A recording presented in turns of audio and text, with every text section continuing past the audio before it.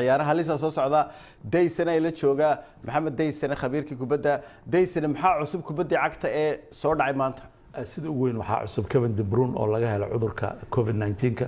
kaasoo ay City ay la ciyaari lahayd Everton oosan ciyaari doonin PSG arbacada ay la dheelayaan Champions League ciyaarta ugu xigtana ay ahayd West Ham oo aan ognahay in Liverpool ay ka adkaatay markii saddexdaas ciyaar waxaa la leeyahay ma ciyaaray oo 10 beri ayuu nasanaya ciyaarihii oo adduunka oo soo dheelay oo adduunka ayuu markuu Belgium tagay ayuu meeshaas ka soo qaaday waan gartay haddaynu taa ka gudubno ciyaarta halista la sugaya waxa weeye Liverpool iyo Arsenal ciyaartaas maxay soo bandhigi doonaan ee aad inooga sheegaysaa ayadu malaynaysaa sida aan ognahay horta Liverpool guriga tagida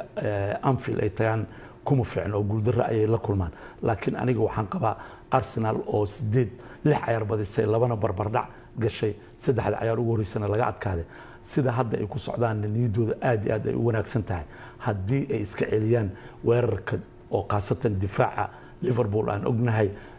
wiilkan Alexander Arnold oo weerar xoog la ku socdo iyo Robinson haddii labadaas ciyaartoy ay kor saaraan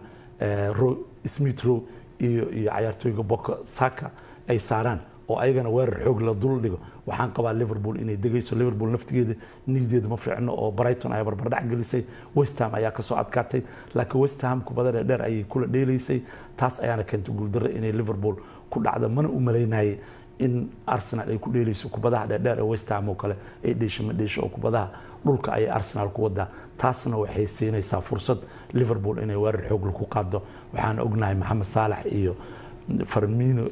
Firmino ama Jota ama Saïd Mane cid la keenaba inay wax dhalinayaan taas waa hubaal Arsenalna koox xoog gadaal u gasho eber ku dhamayso ma aha waan gartay haddaynu hore ugu socono isla horyaalka Ingiriiska ninkii Gerrard wuxuu noqonayaa tababare bal ka waran ciyaartoygan hore mar walba tababarada noqonaya taas maxaad inooga sheegi karaysaa ma sida aan la socono Gerrard ciyaartoy weyn oo Liverpool u soo dheelo Champions League u qaado dhexda ka dheelo hamigiisana wuxuu ay mar uun inuu qabto Liverpool oo kulu bedel laakiin saas daraadeed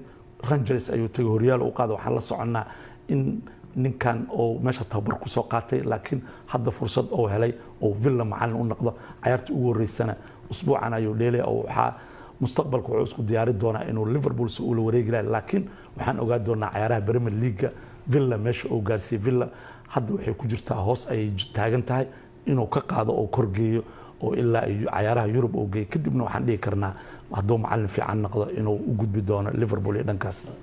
aad baad u mahadsan tahay Maxamed Axmed Days